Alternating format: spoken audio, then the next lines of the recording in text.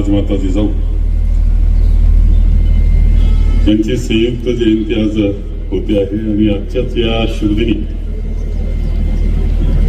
संगमनेर नगरपालिकेचं नगराध्यक्ष पदाचा आणि त्यांचे सहकारी नगरसेवक यांचा निर्वाचित पदाधिकाऱ्यांचा पदग्रहण सोहळा येथे संपन्न होतो आहे।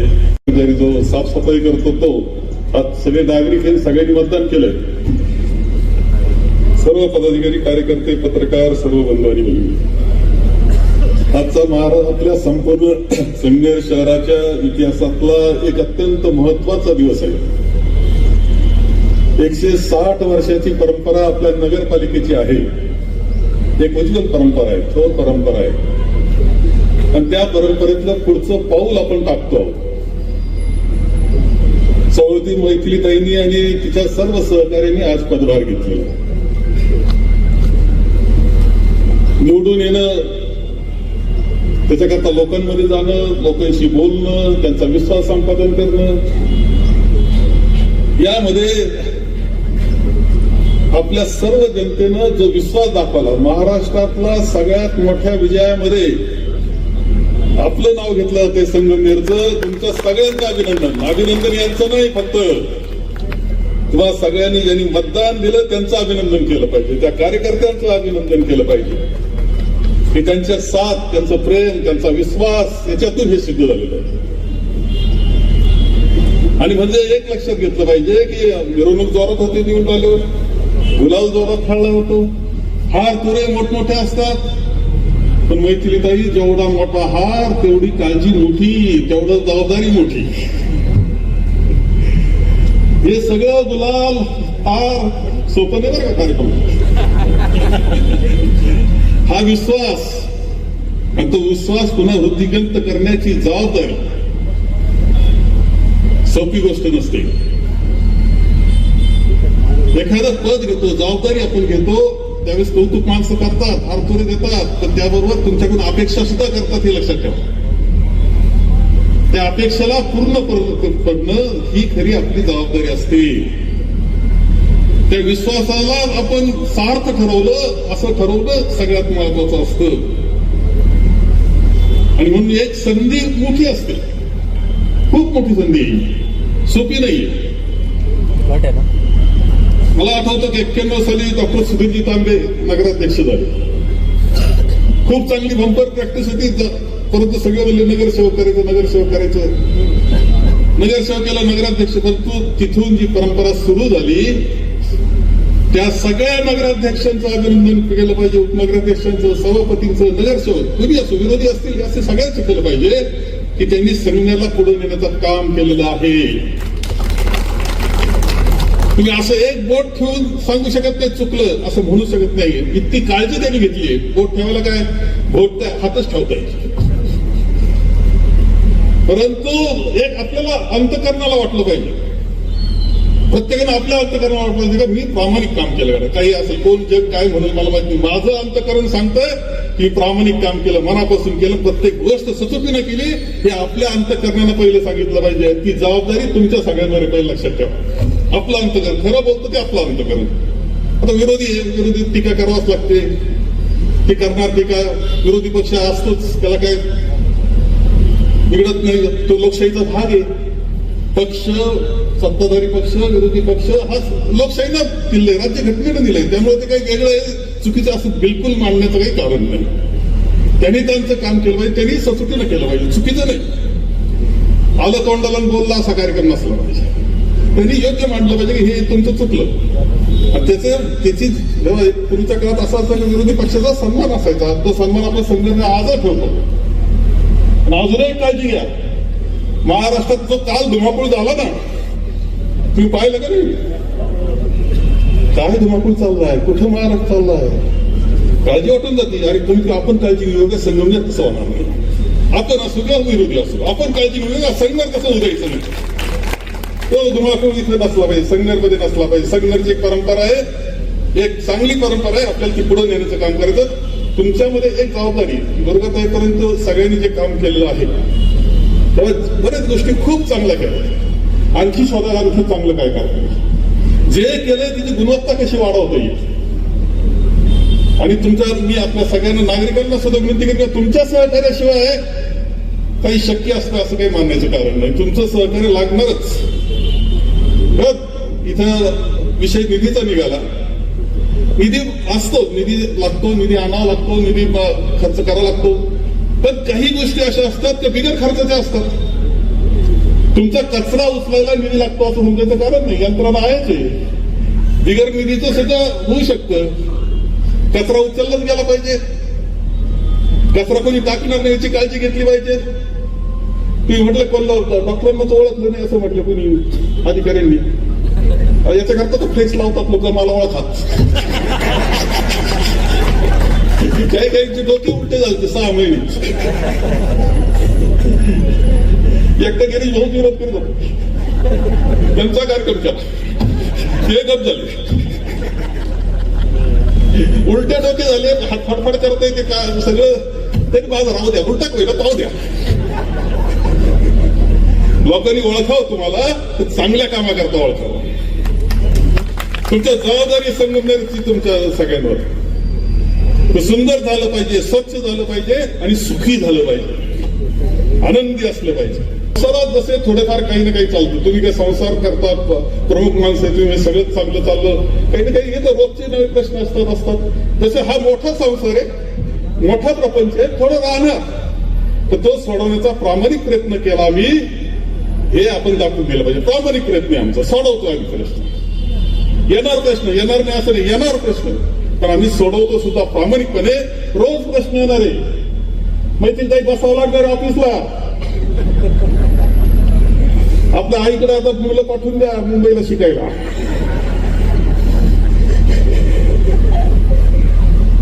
संजय देशमुख नाव राहिलं बरं का, तुम्ही नंतर आले, उशीर आला कसं वाटत जावई माणूस अजून नाव राहिलं. नावाचं फार टेन्शन असतं मला. खाली घेतलं का वर घेतलं पासून कार्यक्रम असतो.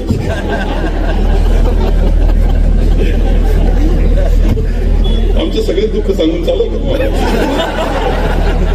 परंतु आपण प्रामाणिक प्रयत्न करायचा. जे केलं आम्ही ना ते प्रामाणिकपणे करतो, त्याच्यामध्ये खोट नाही. आता एसटी स्टँड कसं वाटतंय तुम्हाला? सीओ तुम्ही आणि तुम्हाला अजून थोडी जबाबदारी आहे बरं का. कधी कधी काय होतं, हे लोकप्रतिनिधी यांना अडचणी असतात, यांना अडचण येत असते. आपण थोडस तुम्ही सीओ म्हणून अधिकारी, तुम्हाला काही मत मागायला जायचं नाही. काही गोष्टी तुम्ही थोडा पुढाकार घ्या त्याच्यामध्ये. अजूनही काही तिथं असेल तर स्वच्छ झालं पाहिजे, नीटनेटकं असलं पाहिजे, प्रत्येक गोष्टीला शिस्त असली पाहिजे. आता नाशिक रोड आपण हॅपी हायवे आपला, अरे हॅपी हायवे केला तर काही जण रस्ता रोको करीत होते ना, त्याला दुःख झालं होतं. हा काय हॅपी हायवे, पण पाणी मारलं तर फुलले की नाही रे, पहा त्या बोगनीली का असा फुलले का नाही. तुम्ही मुद्दाम पाहता थोडं, तुम्ही नजर टाकीत चला बरं का, तुम्ही नजर टाकीत चला. निवळ आपण काय केलं, पहिल्या दिवशी 70 झालं तर ठरवलं का उद्या सगळं स्वच्छ करायचं, पाणी मारायचं, हे करायचं. तुमच्या सगळ्या प्रशासनाचं अभिनंदन करील तर खूप 2 दिवस तुम्ही रात्रभर काम करीत होते. तुमचं अभिनंदन आहे त्या कार्यकर्त्यांचं तुमचं. पण तो 1 दिवसाचं नाही, म्हणजे हा इव्हेंट नको आहे. हे आपली संस्कृती असली पाहिजे, कल्चर असलं पाहिजे. स्वच्छता हे आमचं कल्चर आहे, बंधुभाव हे आमचं कल्चर आहे, सर्व समाजामध्ये बंधुभाव हे आमचं कल्चर आहे. आम्ही कोणाचा द्वेष करीत नाही, चुकला शिक्षण, पण आम्ही द्वेष कोणाचा करीत नाही. ही संस्कृती आपली असली पाहिजे, ही जपायची आहे, वाढवायची आहे.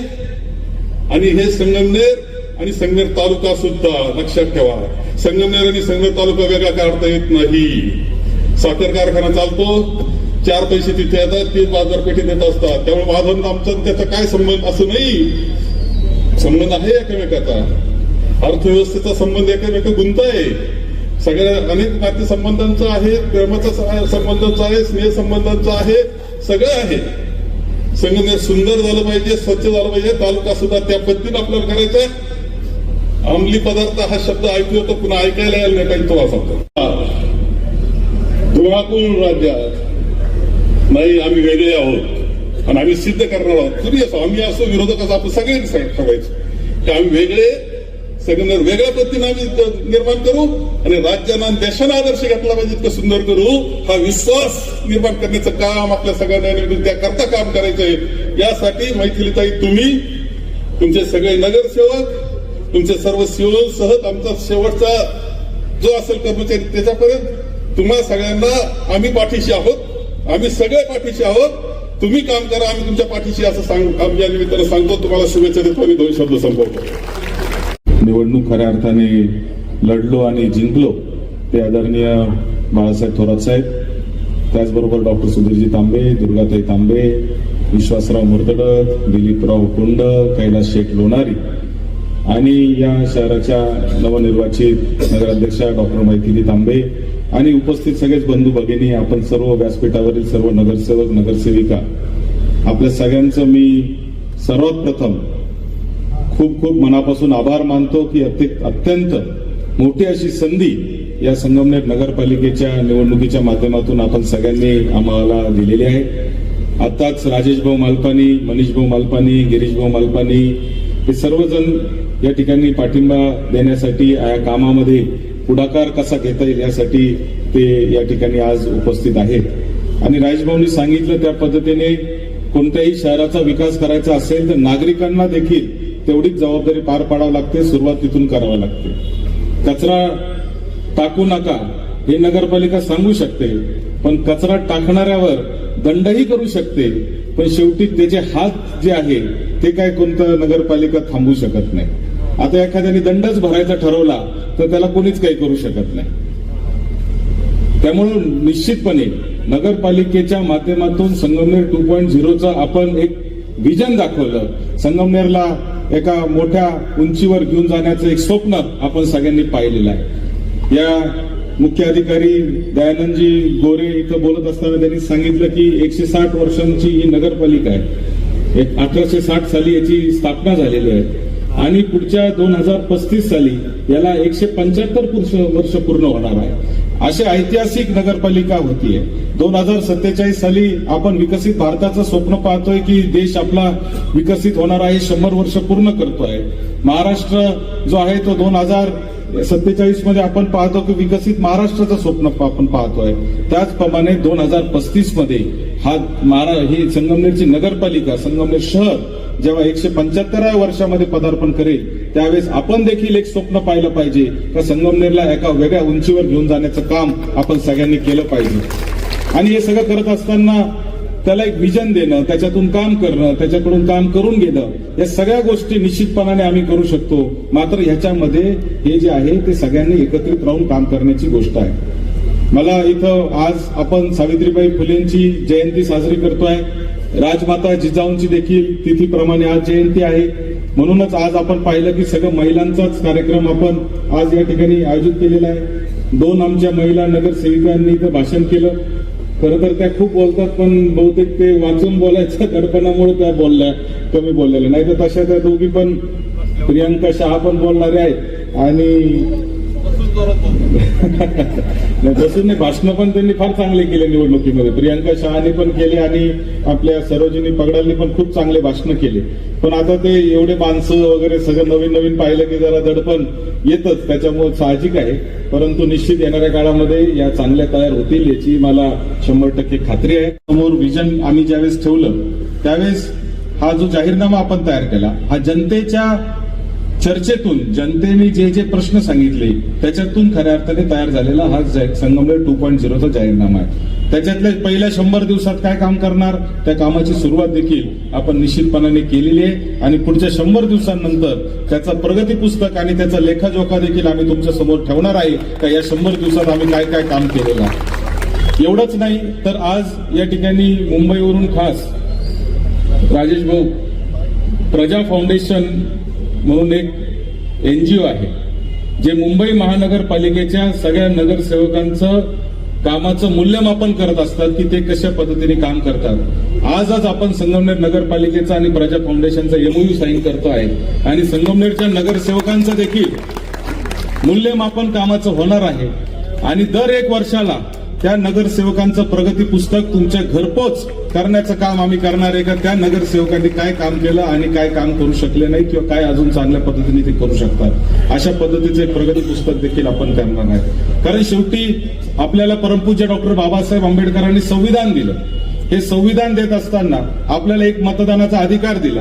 या मतदानाचा अधिकार म्हणजे खऱ्या अर्थाने तुम्ही निवडून दिलेल्या लोकप्रतिनिधीचं काम कसं चाललेलं आहे हे समजण्याचा तुमचा अधिकार आहे. एकदा मतदान केल्यानंतर 5 वर्षांनी जर तो भेटणार असेल तर अशा पद्धतीचं काम खरं तर लोकशाहीला अभिप्रेत नाहीये. लोकांनी चालवलेलं राज्य म्हणून आपण लोकशाहीकडे पाहत असतो. ही लोकशाही आपल्याला अत्यंत मोठ्या संघर्षातून मिळालेली आहे. आज या महिलांचा दिन आपण साजरा करतोय. सगळ्या महिला मोठ्या संख्येने इथं उपस्थित आहेत. सावित्रीबाई फुलेंची जयंती आहे. पहिली महिलांची शाळा सावित्रीबाईंनी चालू केली आणि त्यांना साथ दिली ती फातिमा शेख.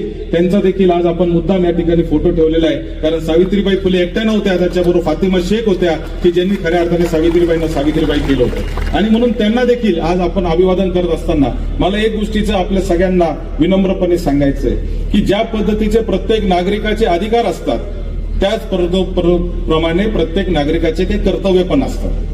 नागरिकाचे कर्तव्य आणि हक्क हे हातात हात घेऊन चालत असतात. आपण फक्त अधिकारांवरच लक्ष देतो, आपण फक्त आपल्या हक्कांवरच लक्ष देतो, मात्र सोयीनुसार आपण आपले कर्तव्य विसरत असतो. आणि म्हणून एकत्रितपणे आपल्याला खऱ्या अर्थाने काम या ठिकाणी करायचंय. संगमनेर नगरपालिकेमध्ये आपण जे होणार, परवा इथं कोणीतरी भाषणामध्ये एका लोकप्रतिनिधींनी सांगितलं 150 कोटीचं बजेट नगरपालिकेचं आहे, 150 कोटी रुपयामध्ये रस्ते तयार होतात आणि रस्त्याची क्वालिटी काय, अशा पद्धतीचं भाषण कोणीतरी निवडणुकीच्या काळामध्ये केलं.